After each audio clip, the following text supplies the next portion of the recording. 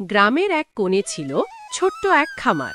সেখানে থাকত এক কৃষক রহমান চাচা আর তার প্রিয় গরু লালু। লালু ছিল চাচার চোখের মণি। প্রতিদিন সকালে চাচা তাকে ঘাস খাওয়াতেন, পানি দিতেন আর মাথায় হাত বুলিয়ে বলতেন, লালু, তুই আমার পরিবারের মতো। একদিন দুপুরে চাচা খামারের পাশে বসে বিশ্রাম নিচ্ছিলেন। হঠাৎ পিছন থেকে একটা আওয়াজ শোনা গেল। চাচা, আজ আমাকে একটু বেশি ঘাস দিও না।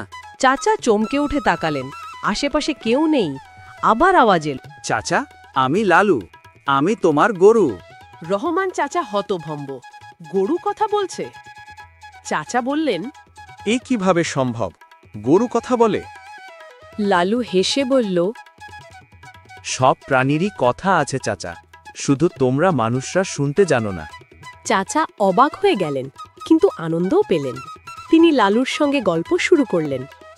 লালু বলল, চাচা, আমি তোমাকে কিছু বলতে চাই।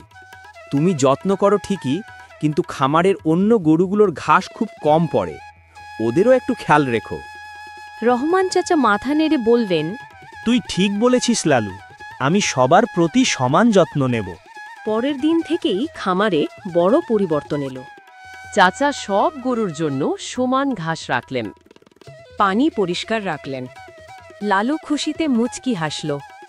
একদিন গ্রামের লোকেরা শুনল, রহমান চাচার গরু নাকি কথা বলে। সবাই ভিড় জমালো দেখতে।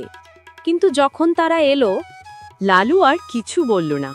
চাচা বললেন, ও কথা বলে না এখন, কারণ ও শুধু তখনই কথা বলে যখন ভালোবাসা দিয়ে শোনা যায়।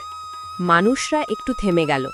তারা বুঝল প্রাণীরাও অনুভব করে, ভালোবাসা চায়। সন্ধ্যায় চাচা আবার খামারে এলেন। চুপচাপ বললেন, লালু, তুই আমার সত্যিকারের বন্ধু। আর দূরে কোথাও থেকে লালুর কোমল গলা শোনা গেল। আমিও তাই ভাবি চাচা। প্রাণীরাও ভালোবাসা, যত্ন আর সম্মান চায়। মানুষ যদি মন দিয়ে শুনতে জানে, তবে প্রাণীরাও কথা বলে মনের ভাষায়।